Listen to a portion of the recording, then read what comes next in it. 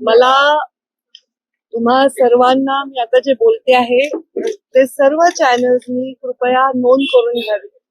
गेले काही आठवडे झाले जेव्हापासून मी शपथ घेतली आहे या विषयावर मी वेळोवेळी व्यक्त झालेली आहे.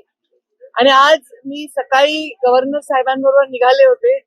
तोपर्यंत विमानामधून उतरेपर्यंत मला महाराष्ट्रामध्ये मुंबईमध्ये काय चाललंय हे मला नागपूरमध्ये माहित नव्हतं. आपण मला जे एकदम माईक लावून प्रश्न विचारला तोपर्यंत मला अजून कल्पना नाही. अजूनही माझं कोणाशी मुंबई बोलणं झालेलं नाही. पण एखादी इंस्टाग्रामवरची गोष्ट बघून माझ्या लक्षात आलंय की मुंबईत काय चाललंय आणि त्याच्या निमित्ताने आपल्याला, कारण मी पंकजा गोपीनाथ मुंडे आहे म्हणून या विषयावर मी व्यक्त होणं आपली अपेक्षा आहे, त्याप्रमाणे मी व्यक्त होत आहे. मी जे व्यक्त होत आहे त्याचा आपण सर्वांनी सन्मान ठेवावा. मी जे बोलणार आहे त्याच्यानंतर कुठल्याही प्रश्नोत्तरासाठी जागा राहणार नाही. हा विषय अत्यंत ह्युमन विषय आहे, माणुसकीच्या दृष्टीने महत्वाचा विषय. मला आपण प्रश्न विचारणार आहात त्यापूर्वी मी हे सांगते की काही व्हिडिओ सोशल मीडियावर व्हायरल झाले संतोष देशमुखांना मारण्याच्या संदर्भातले. मला त्याच्याविषयीची माहिती नाही, पण इंस्टाग्रामवर मी फक्त एक पोस्ट पाहिली. ते व्हिडिओ उघडायची किंवा बघायची माझी हिंमत देखील झाली नाही. कारण ज्यांनी त्यांना एवढ्या अमानुषपणे मारलंय आणि एवढ्या अमानुषपणे मारून त्याचा व्हिडिओ केलाय त्यांच्यामध्ये जेवढी निर्मनुष्यता आहे किंवा ह्या व्हिडिओचा काहीतरी आपल्याला वापर करायचा असा काहीतरी कोणीतरी प्रयत्न करत असेल त्याच्यामध्ये पण जी निर्मनुष्यता आहे ती माझ्यामध्ये नाही. ते बघण्याची माझी हिंमत नाही. संतोष देशमुखांच्या हत्येनंतर मी पहिल्यांदा मुख्यमंत्री महोदयांना पत्र दिलं होतं आणि 12 डिसेंबरला मी याच्यावर संपूर्ण भाषण माझं आपण पहा ऑनलाईन आहे मी व्यक्त झालेली आहे.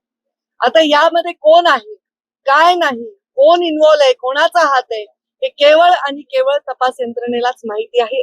त्यामध्ये कुठलाही हस्तक्षेप मी करण्याचं कारण नाही. एवढं मात्र नक्की सांगते की ज्या मुलांनी ही हत्या केलेली आहे त्या मुलांच्या मुळे समस्त राज्यातील समाज ज्यांचा काहीही दोष नाही तो सुद्धा मान खाली घालून गंभीरपणे वावरत आहे. खर तर त्या समाजाची जी मुलं आणि ज्याची हत्या झाली त्याची एवढी निर्घृण हत्या झाली त्यामुळे तो समाज एका आक्रोशात वावरत आहे. खरं तर समाज आणि जात याच्यावर बोलायची गरज नाही, पण आता परिस्थितीच अशी आहे. प्रत्येक गोष्ट जातीवर जाते. गुन्हेगाराला कुठलीही जात नसते. अमानुषपणे कोणाला निर्दयीपणे संपवणाऱ्याला कुठलीही जात नसते आणि त्याच्यावर एक निर्णय घेणाऱ्या राज्यकर्त्याला सुद्धा जात नसली पाहिजे. जेव्हा या खुर्चीवर आम्ही बसलो, मी बसले, तेव्हा मी एक शपथ घेतलेली आहे, आमदारकीची शपथ घेतलेली आहे.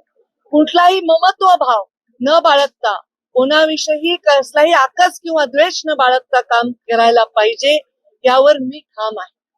संतोष देशमुखांच्या झालेल्या निर्घृण हत्येवर निषेध व्यक्त करताना मी मनापासून क्षमा मागते त्याच्या आईची.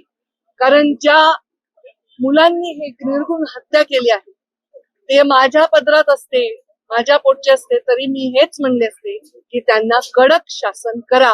याच्या पलीकडे कोणताही राजकीय नेता एखादं व्यक्तिमत्व कोणीही भाष्य करू शकणार नाही. आज अजून एक तुमचा एकदम उतावळेपणा येतोय की मी काय गंभीर बोलते याच्याकडे दुर्लक्ष करू. तर धनंजय मुंडेंचा राजीनामा झालाय, मी त्याचंही स्वागत करते. हा राजीनामा फार आधी व्हायला पाहिजे होता.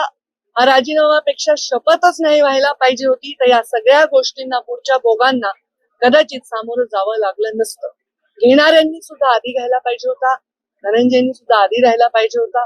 या सगळ्या वेदनांपासून कदाचित गरिमामय त्याला एक मार्ग मिळाला असता.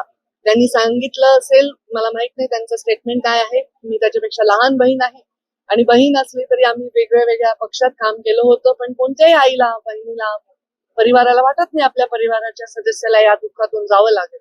पण जेव्हा आपण खुर्चीवर बसून विचार करत असतो तेव्हा आपण राज्याच्या प्रत्येकाचा सारखा विचार केला पाहिजे.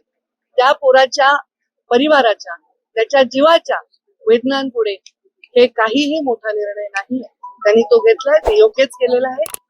मला वाटतं देर आहे दुरुस्त आहे.